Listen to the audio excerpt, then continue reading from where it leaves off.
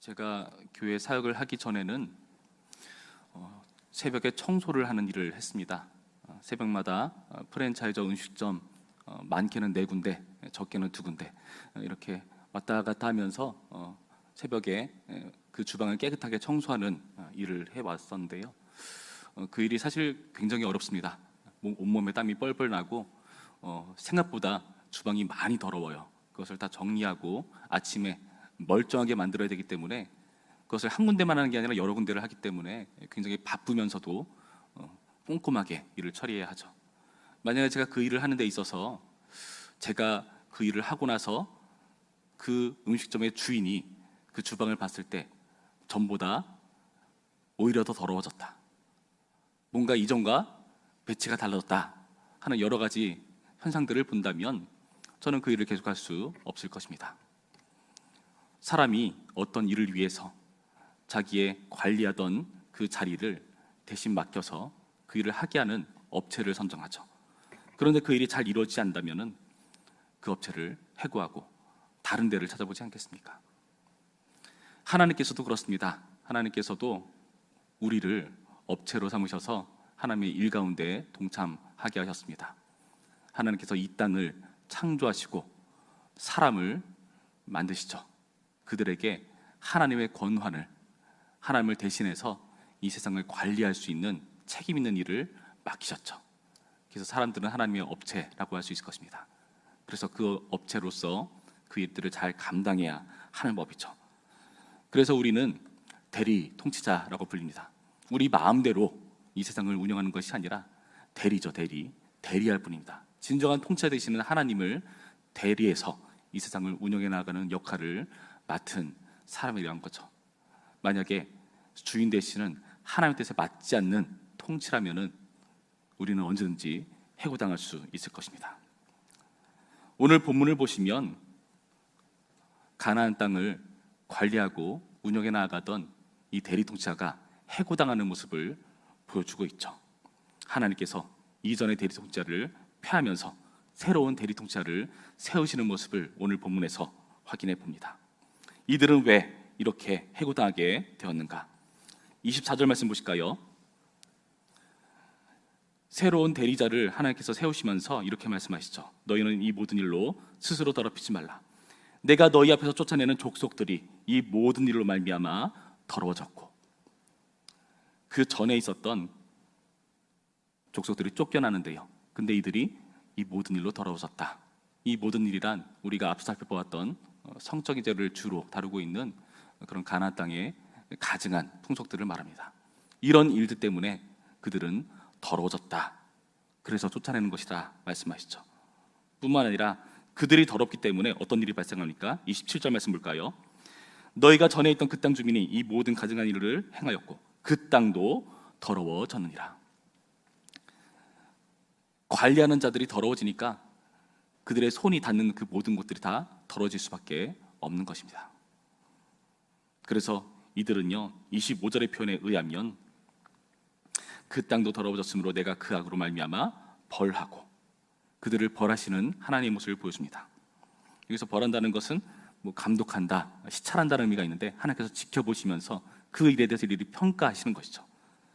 그리고 땅은 어떻게 합니까? 그 땅도 스스로 그 주민을 토하여 냈느니라. 하나님의 벌과 땅의 토를 당하는 그런 모습을 우리에게 보여줍니다. 관리자가 제대로 못하니까 땅이 고통받는 것이죠. 그래서 로마서 8장 19절에서 22절의 문맥에 의하면 이 땅에 피조물들이 바라는 바가 있다라고 말합니다. 피조물들이 무엇을 바라는가? 바로 하나님의 아들이 출현하는 것이다. 하나님의 자녀들이 영광으로 자유케 되는 것이다. 왜 그게 좋은가 하면은 그렇게 되어야 피조물들도 영광 가운데 나갈 수가 있으니까, 자유로워질 수 있으니까. 하나님의 아들이라 하면 아버지의 뜻을 그대로 받들어서 통치하는 아들로서 역할을 말하는 거죠. 하나님의 아들이라 하면은 하나님의 뜻을 그대로 반영해서 통치하는 존재를 말하는 건데, 그런데 이렇게 하지 못하니까 땅은 이러한 족속을 토할 수밖에 없는 지경이 되었다라고 말하는 것입니다. 그렇다면 어떤 사람을 그 자리에 서야 됩니까? 하나님의 아들다운 사람을 세워야겠죠. 그래서 다음 대리 통치자를 세우시면서 이렇게 말씀하시죠. 24절 말씀 다시 볼까요? 너희는 이 모든 일로 스스로 더럽히지 말라 라고 말씀하시면서 다음 대리 통치자 되는 이스라엘을 세우시고자 하시는 겁니다. 그래서 이들은 어떻게 해야 되는가? 26절 말씀, 그러므로 너희 곧 너희의 동족이나 혹은 너희 중에 거류하는 거류민이나 내 규례와 내 법도를 지키고 이런 가증한 일에 하나라도 행하지 말라. 가나안 땅의 가증한 풍속 한 개라도 행해서는 안 된다. 너희는 내 규례와 내 법도를 지켜야 한다. 내 규례와 내 법도라는 것은 그 땅을 통치할 수 있는 매뉴얼과 다름없습니다. 그 땅의 주인이 진정한 통치자가 하나님이시기 때문에 하나님의 뜻대로 그 땅을 다스리고 통치해야 되죠. 여러분, 그래서 이것을 성경에서는 하나님의 의라고 말합니다. 의라는 게 무엇이냐 하면은, 여러분, 세상의 원리로서 우리가 의를 생각할 때 뭔가 공정하고 공평하고 도덕적이고 뭔가 법적인 이런 것들을 생각하는데요, 성경이 말하는 의라는 것은 하나님께서 이 세상의 주인이기 때문에 하나님의 생각과 뜻대로 세상이 운영되는 것을 하나님의 의라고 말합니다. 여러분 집에서 여러분이 주인이 되시잖아요. 그래서 여러분이 물건을 항상 두는 데 두고, 여러분이 정리하는 스타일이 있고, 여러분이 살아가는 그런 생활 패턴이 있지 않습니까? 근데 어떤 사람이 손님으로 찾아왔는데 그 모든 패턴을 깨버린다. 그럼 여러분 집에 의가 깨지는 겁니다. 지금 이 말씀을 통해서 우리가 무엇을 보는가? 내 규례와 법도라 함은 하나님의 의가 그대로 실현되는 세상을 지금 요구하고 계시다라는 거죠. 대리 통치자답게 하나님의 뜻에 맞게 일들을 감당해야 되는 겁니다. 그렇게 하지 않는다면 이들 또한 어떻게 될까요? 그 전에 대리 통치자와 동일한 일을 당하게 되는 거죠. 28절 말씀, 너희도 더럽히면 그 땅이 너희가 있기 전 주민을 토함같이 너희를 토할까 하노라. 이 가증한 모든 일을 행하는 자는 그 백성 중에서 끊어지리라. 동일한 심판을 받을 수 없다는 것을 말씀해 주고 있습니다. 하나님께서 그 전에 일을 맡겼던 대리 통치자를 해고하시고 새로운 대리 통치자를 세우시는 모습을 우리는 살펴봅니다. 그런데요, 하나님께서 이 새로운 대리 통치자를 세울 때 여러분, 이들이 과연 적임자였을까요? 여러분, 이 문제를 한번 곰곰이 생각해 봅시다. 과연 이들은 적임자인가?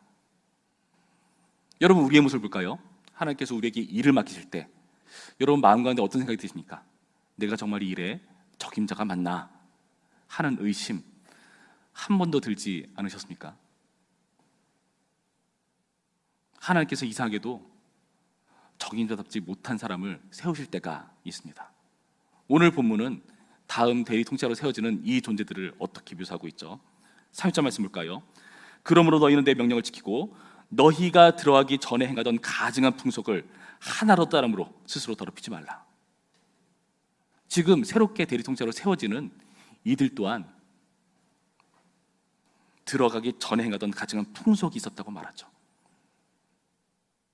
이 앞에 3절을 살펴보면은 애굽 땅에 있는 가증한 일들을 말하고 있습니다. 왜 하나님께서 이런 자들을 지금 이 역할을 부여하시는 걸까요?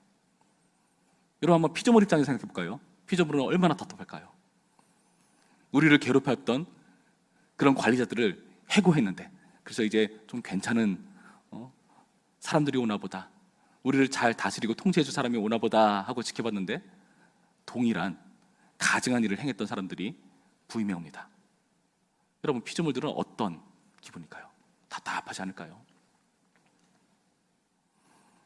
여러분, 우리는요, 오늘 본문에 나타난 것처럼 이미 더러워진 자처럼 볼 때가 많이 있습니다.